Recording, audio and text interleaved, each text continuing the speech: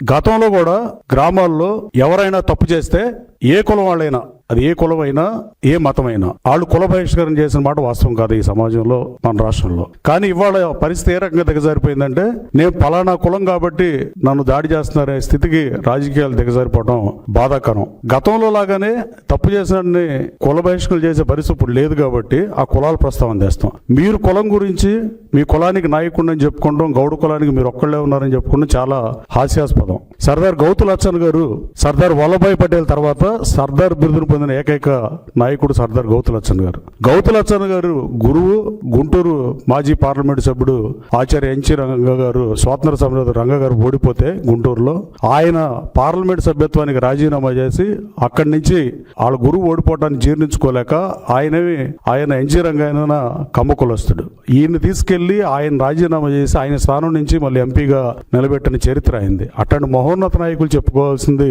కులానికి నాయకుడిని చెప్పుకునే అర్హత అట్లాంటి మహానుభావులకు ఉంటుంది, కానీ మీలాగా మాట్లాడే వాళ్ళకి ఉంటుందని నేను అనుకోవట్లా.